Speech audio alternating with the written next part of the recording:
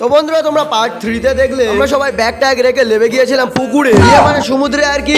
বন্ধুরা আমরা সবাই সমুদ্রে লেবে এত ভদ্রভাবে গোসল করছিলাম যে না কেউ করছিল ছোটাছুটি আর না কেউ করছিল মারপিট। আর হ্যাঁ বন্ধুরা, এটাই সেই আমাদের নামকরা ড্যান্সার, যার ড্যান্স দেখে রেগে গিয়েছিল কোটি কোটি মানুষ। আর আমাদের সবার মুখের হাসি থেকে তোমরা অবশ্যই বুঝতে পারছো যে আমরা কতটা দুঃখে আছি। বন্ধুরা অনেকক্ষণ ধরে এক জায়গায় চুপচাপ বসে থাকার পরে সবাই মিলে দুই ভাগে ভাগ হয়ে গিয়ে শুরু করে দিলাম আমাদের কাদা ছোড়া যুদ্ধ।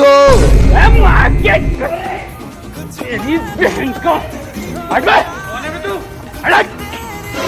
तेरी बहन की বন্ধুরা টানা 300 বছর ধরে এরকম যুদ্ধ করার পরে আমরা অনেকটা ক্লান্ত হয়ে গিয়েছিলাম। তাই আমাদের এই ক্লান্ত দুর্বলতা দূর করার জন্য আমরা সবাই মিলে ভুল করি যে আমরা ঠিক করি যে এখন আমরা এই পুকুর পাড়ে ডাইনোসরের ডিম নিয়ে পায়ে বল খেলবো।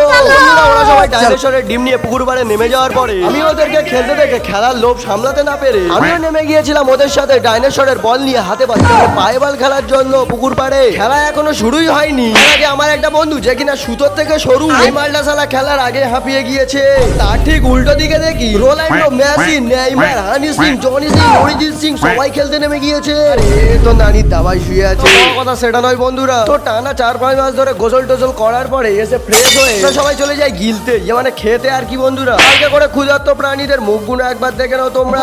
মালগুলোর মুখ শুকিয়ে যেন পুরো সাহারা মরুভূমি হয়ে গিয়েছে। বন্ধুরা আমরা এরকম হালকা 4-5 মাস ধরে অপেক্ষা করার পরে কয়েকশো বার খাবার চাওয়ার পরে যখন খাবার না দেয় তখন আমরা রেগে গিয়ে ঠিক করি আরো কয়েকশো বার চাইবো। বন্ধুরা পুরো এক সপ্তাহ ধরে ওয়েট করার পরে চলে এলো আমাদের সেই রাজকীয় খাবার, যেখানে ছিল সোনার থালা, রূপোর ভাত। খেয়ে দিয়ে ধোবো না আমরা হাত। বন্ধুরা আমরা আগে ভাগে খেতে বসে গিয়ে একটা বন্ধুরাতে ফোনটা দিয়ে বলি পুরো চারিদিকটা ঘুরিয়ে ঘুরিয়ে দেখাবি আর এই ক্ষুধার্ত প্রাণীগুলোকেও ভালোভাবে দেখাবি। আর আমাদের এই রাজকীয় থালায় যা যা খাবার ছিল বন্ধুরা, একটা রাশিয়ান পেঁয়াজ, একটা ইন্ডিয়ান লেবু, আর ছিল 1 গামলা ডাল, আর ছিল 2 6 ফুট সাইজের চিংড়ি, সাথে ছিল 2.5 কিলো আলু ভাজা, 3 কিলো সবজির তরকারি, একটা 8 ইটের সাইজের মাছ। এটা খেয়ে থাকবে না আমাদের কোনো কাজ। বন্ধুরা আমরা ততক্ষণে খাওয়া দাওয়া করি, তোমরা আমাকে সাপোর্ট করো আর পাশে থাকো পার্ট 5 দেখার জন্য।